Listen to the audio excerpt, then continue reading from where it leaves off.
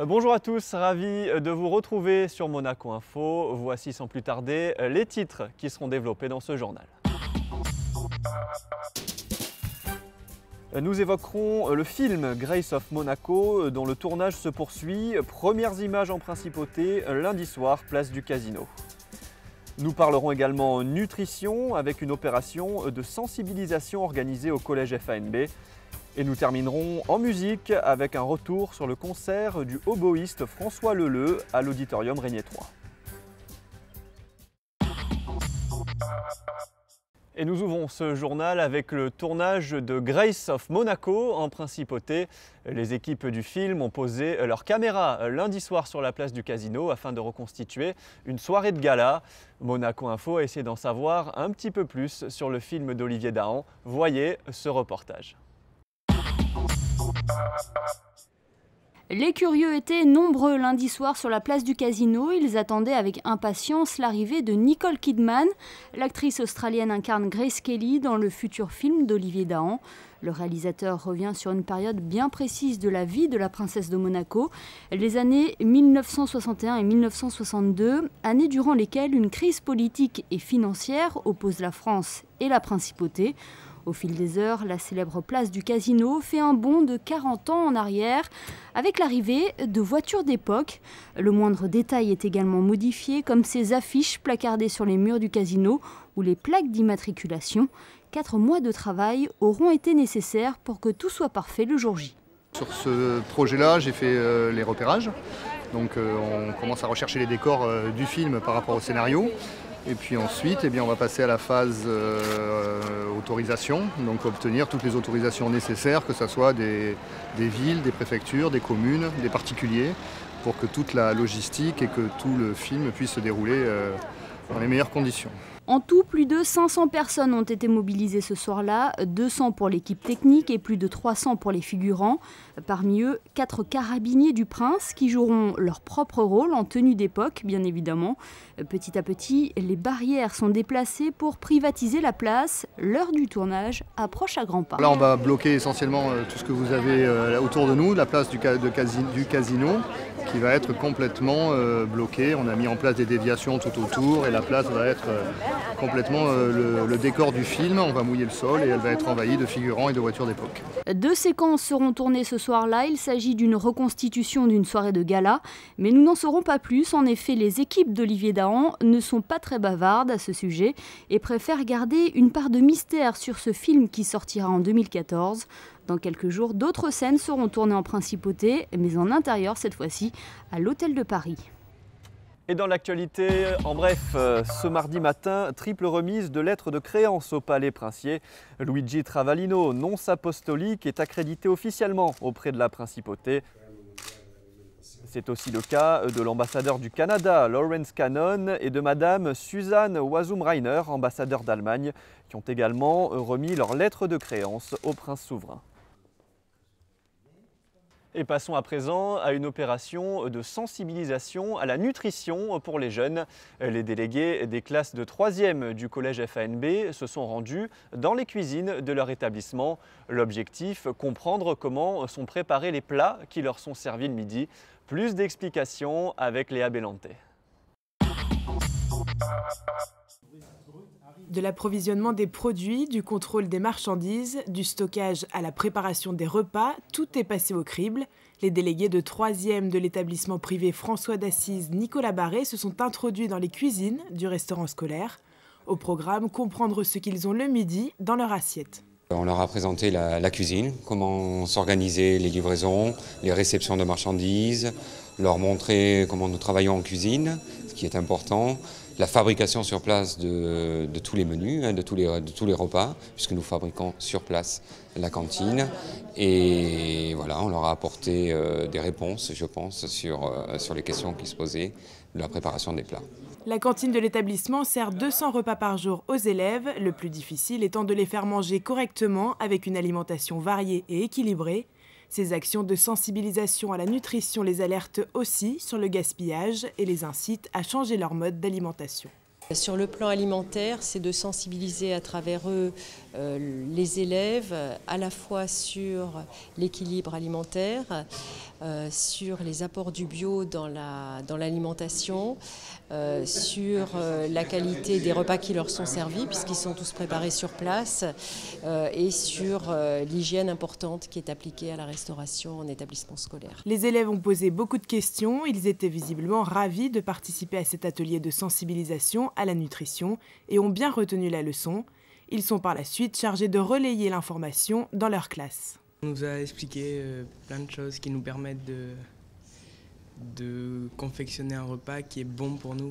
Moi je trouve que l'hygiène elle était vachement bien respectée, que tout était propre et que tout était suivi depuis le début de la chaîne de production. Il faudrait déjà, par rapport au plateau, ceux qui prennent, il faudrait qu'ils le mangent parce qu'ils sont obligés de le jeter, comme les yaourts, etc., qu'ils prennent.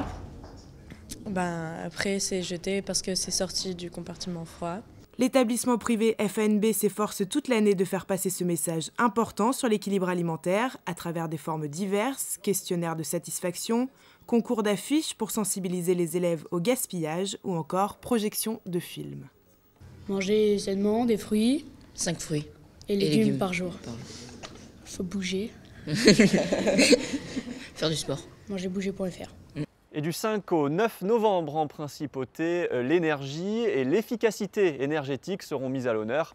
En effet, Monaco accueille de grands événements, la 3e édition du Forum euro-méditerranéen sur l'efficacité énergétique et le Conseil mondial de l'énergie.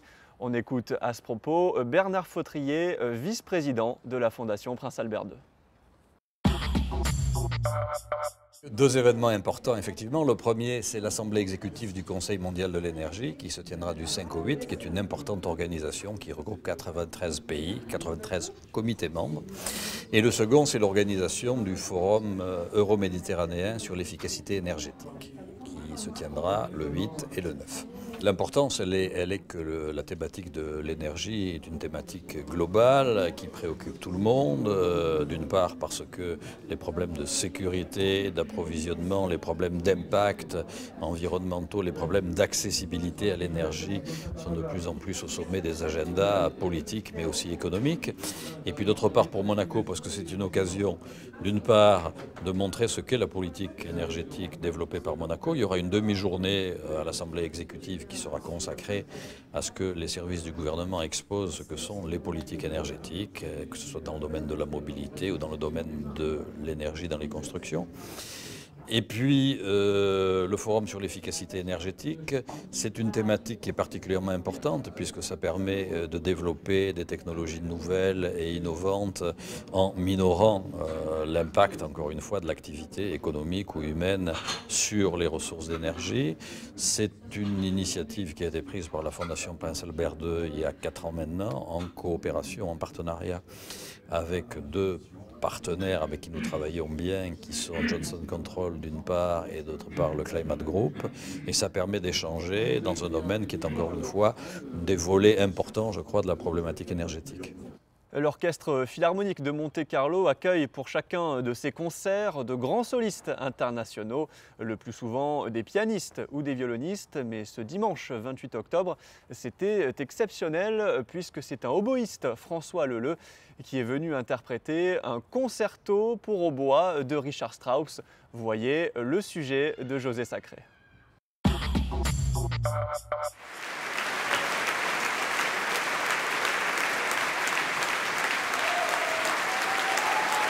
Des applaudissements très chaleureux ont salué l'interprétation du oboïste François Leleu du concerto pour hautbois de Strauss avec l'Orchestre Philharmonique de Monte-Carlo. Une ovation du public à laquelle se sont ajoutés les applaudissements des musiciens de l'orchestre qui n'ont pas tari d'éloges pour cet artiste exceptionnel.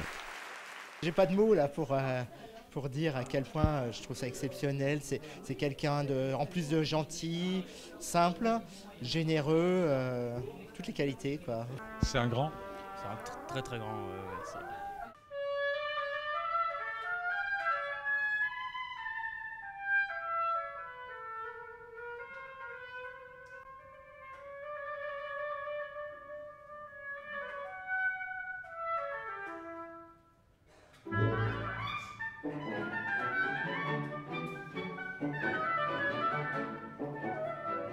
C'est un sacré concerto quand même, ce concerto de Strauss.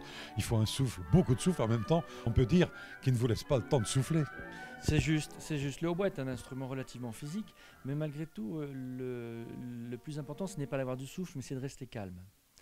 Je pense que le fait de jouer du hautbois, c'est un peu comme être en apnée sous l'eau. Ici, nous sommes au bord de l'eau. Et lorsque vous restez sous l'eau et que vous restez calme, vous pouvez rester beaucoup plus longtemps. Parce que le hautbois ayant une toute petite hanche, un très bas débit d'air, effectivement, le calme est de rigueur parce qu'on ne peut pas souffler tout le souffle qu'on a. On est souvent en sur air. Donc il faut un petit peu gérer plutôt le calme que le souffle.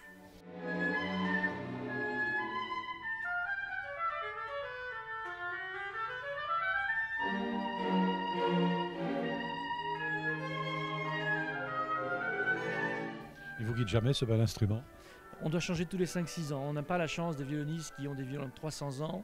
Nous, le bois s'érode à cause des enzymes qui sont dans la salive et dans la condensation. Et de ce fait-là, le bois à l'intérieur s'use, on va dire, et il faut changer tous les 5 ans environ.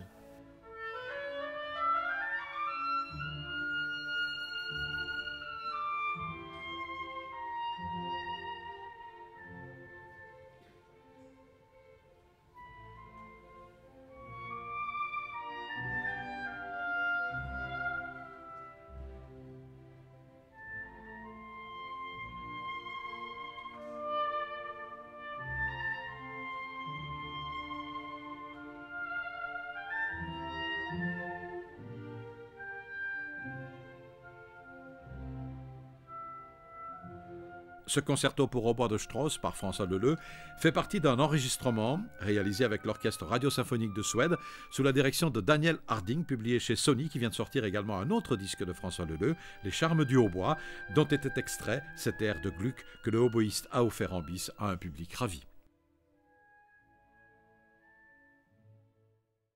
Dans le reste de l'actualité, en bref,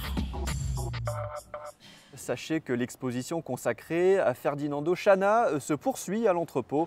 Vous avez jusqu'au 16 novembre pour admirer les œuvres du photographe italien. 21 photographies en noir et blanc sont exposées sur le thème sicilien. Une dernière information, vous le voyez sur ces images, son Excellence Michel Roger s'est rendu à la salle du Canton pour une conférence sur le patrimoine artistique d'Arezzo. Le ministre d'État a prononcé un discours dans une soirée où la culture italienne était à l'honneur.